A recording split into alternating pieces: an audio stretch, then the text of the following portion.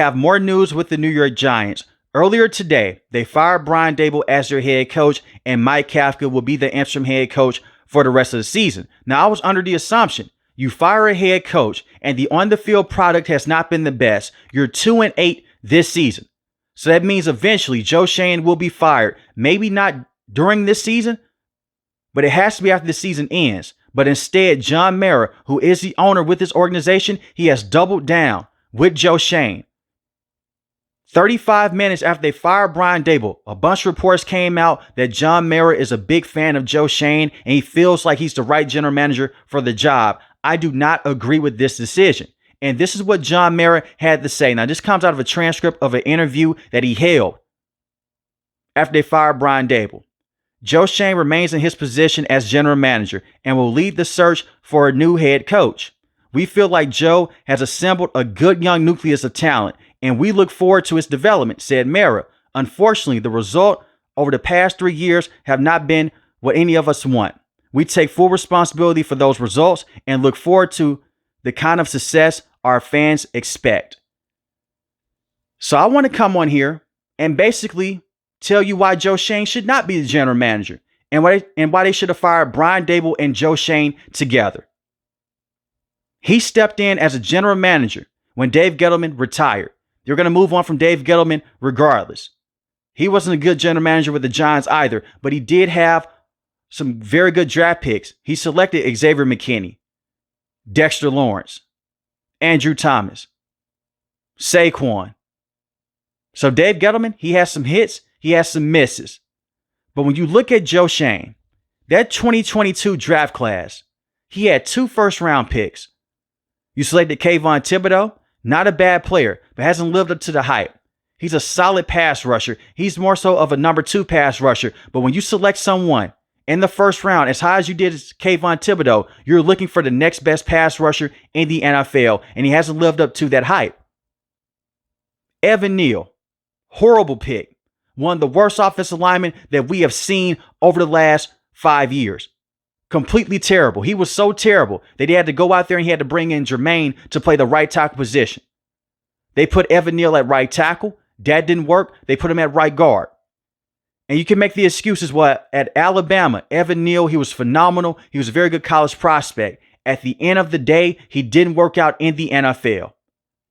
When we have seen owners come out and fire general managers for less. So the first 2 selections here, they're shaky. Wan'Dale Robinson, he was overdrafted. Not a bad football player, but you had George Pickens on the board. He is by far the better wide receiver. And you could have easily gotten Wan'Dale Robinson 2 rounds later. Josh Azudu, he's not a starter at the guard position. He's not even a good backup offensive lineman.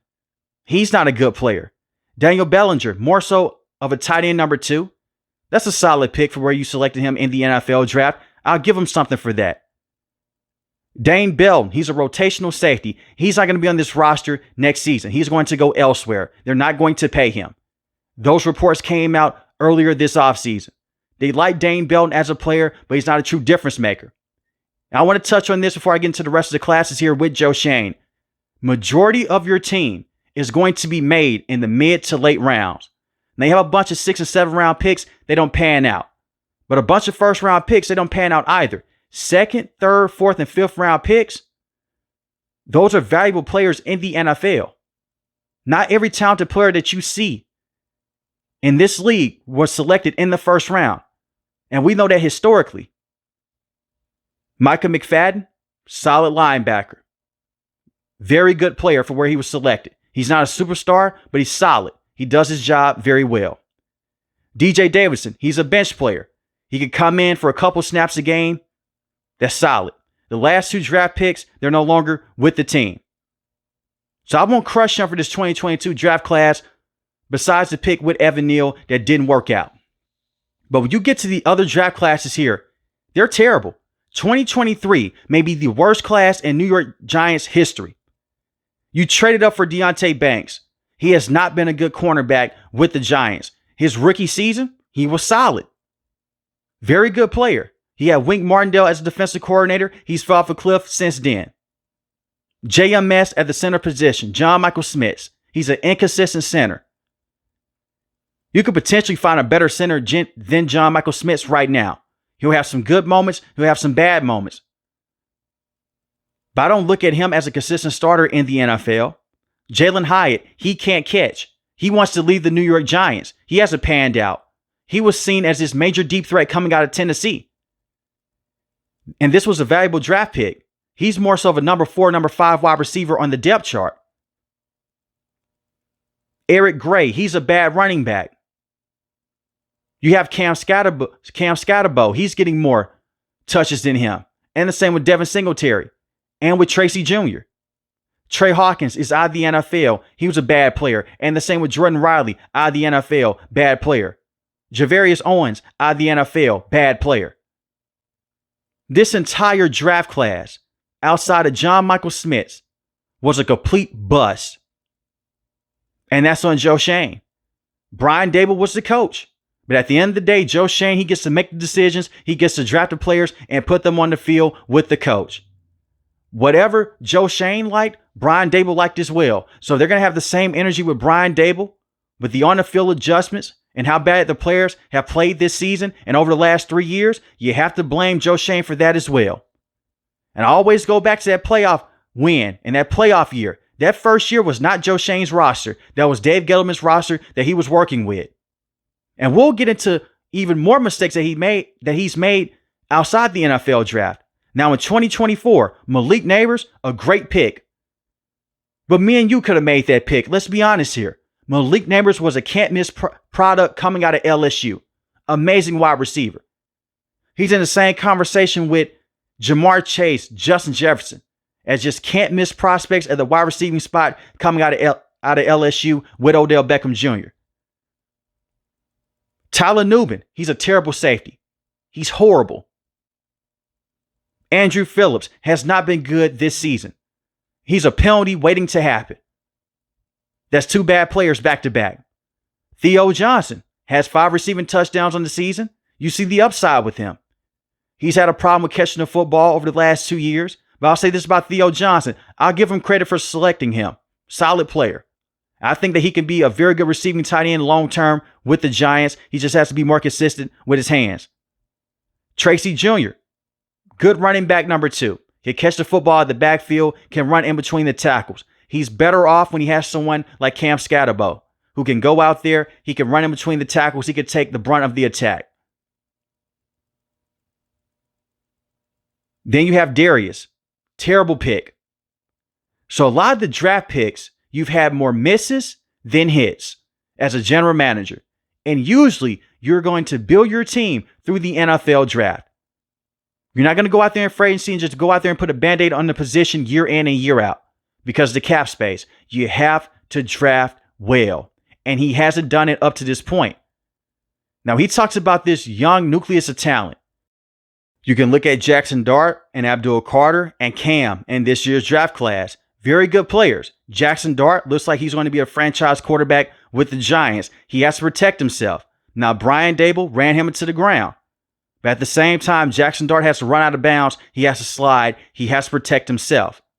But that's a very good pick up to this point. Abdul Carter only has half a sack. He's been very disappointing this season. Now, Shane Bourne has been a terrible defensive coordinator. But at the same time, Abdul Carter has not been able to go out there on a consistent basis and bring the quarterback down. And Cam, very good running back before he went down with that brutal leg injury against the Philadelphia Eagles. This is a very good draft class up to this point. But it's still not good enough to keep his job. Now, that's just me. Maybe you guys disagree with that.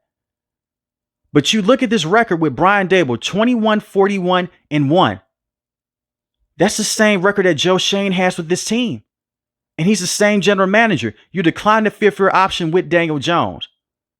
And I agree with that. Daniel Jones was not a good starting quarterback with the New York Giants. But in that last year of that deal, you make the NFL playoffs, you win a playoff game. You give Daniel Jones a contract extension. And instead you franchise tag Saquon. I will never forget how Joe Schoen acted in that HBO Max series Hard Knocks with the entire situation with Saquon. He was complaining all the way through. You lowball the man. Then you have John Mara, who comes to his office all smiles. And I get the feeling that John Mara, he really likes Joe Schoen as a person. He sits down with him and Joe Schoen tells him his plan. And John Mara just gets up. He says, okay, well, I hope Saquon doesn't leave. And if he does leave, he can't go to a division rival. 5 minutes later, they cut to a scene. They look on TV. Saquon has signed with the Philadelphia Eagles. And John Mara just shakes his head and he walks out the door. Joe Schoen is responsible for that. Now, he was placed into a tough situation. But elite general managers, they find a way to make things work. The Saquon that we saw last year with the Philadelphia Eagles, we were never going to see with the Giants because Daniel Jones was not good enough and the offensive line unit is terrible. But it's your job as a general manager to fix those things. And Joe Schoen has not fixed those problems. The offensive line has been a terrible, terrible unit for many years now with New York. And that's even before Joe Schoen got here. The offensive line unit was terrible with Dave Gettleman. But he's had enough time to fix the offensive line. We've seen general managers within 2 to 3 years, they fix their offensive line problems. The Giants haven't. All he's really done is go out there and select Jackson Dart in the first round. That's why this offense looks as consistent as it has looked over the last couple weeks. It's because of Jackson Dart. You've put a lot of pressure on him to go out there and make things work. The wide receivers aren't good enough. There's little to no depth behind Malik Neighbors. Darius Slayton, you gave him a contract extension. He can't catch consistently. Yes, he had the one-hand catch yesterday against the Bears, but on a consistent basis, he doesn't have good hands. You don't have a consistent number 2 wide receiver. You may say, okay, it's Wan'Dale Robinson. He dealt an ACL injury his rookie season. And the time with Daniel Jones, he never broke through as a top receiver with this organization. Maybe you put him alongside Malik Neighbors when he's fully healthy and Jackson Dart, he could be that guy. But as it stands right now, he's not a consistent number 2 receiver. I don't trust him to be the general manager long term. He's also the same man that let Xavier McKinney walk to the Green Bay Packers. And he had a career year last year with the Packers. You signed Javon Holland. He's not in the same conversation with Xavier McKinney as a safety, as an impactful player. You had to sign Jermaine at the tackle position because Evan Neal did not work out. That was your decision. You bring in Bobby Okereke. He hasn't had the same impact with the Giants that he had with the Indianapolis Colts. He's overpaid right now. You did that. Your free agency classes have not been the best with Joe Schoen. So why keep him around? They will bring in a brand new coach. And I hope that coach tells them, I'm not willing to work with Joe Schoen. And they move on from Joe Schoen. As an executive, he could possibly work in the NFL, but as a general manager, it's not going to work. Let's not forget, Joe Schoen is the same man that said that we cannot pay Saquon this amount of money because we're paying Daniel Jones so much and we need to see if he can carry our offense for the future. What sense did that make? If you didn't know if he could carry your offense for the future, why did you pay him the contract in the first place? And I get it. You're going to pay the quarterback position over the running back position. That's how the NFL works. It was a tough situation to be placed in. I sympathize with him on that level. But we've seen other general managers in the NFL 10, 15 years ago. They find ways to make it work. That's why you're getting paid the amount of money that you're getting paid. And it hurt this team long term. If he's going to stick around, I hope that he gets better at his job. But I look at these draft picks and I look at what he's done in free agency since 2022. It's not good enough, especially in this division with the Philadelphia Eagles. The Giants, they can't even beat the Cowboys right now. They have the Washington Commanders. They need the front office to be better. And I look at it from this standpoint. If the Giants cannot capitalize on the momentum that Jackson Dart has right now, his rookie season and beyond, that's all on them. It's an ownership issue because John Mara continues to let this happen. He's the same owner that allowed general managers to go out there and hire coaches like Joe Judge, bring in an offensive coordinator like Jason Garrett, bring in a coach like Brian Dable. Now I'm looking at the top coaches right now. Maybe they bring in someone like Robert Saleh, who's a defensive coordinator with the San Francisco 49ers. Maybe they bring in someone like Jesse Minter, who's a defensive coordinator with the Los Angeles Chargers. You have some hot offensive names as well on the coaching side of things. I get the sense that they would want an offensive coach to really work with Jackson Dart, but you really need your defense to be better. That's the thing here. You could bring in a defensive head coach and he could bring over a very good offensive coordinator. We've seen this happen before in this league. You even have the coaches with the Indianapolis Colts. Maybe you bring in a position coach to be the head coach. I don't know at this point. But with them keeping Joe Schoen as the general manager, I'm worried about this franchise now. You still have Jackson Dart. I still think that he's going to be phenomenal long term. I'm just worried about Joe Schoen and this ownership.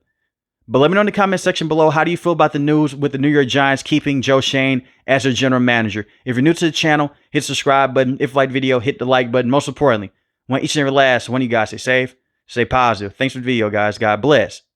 Peace.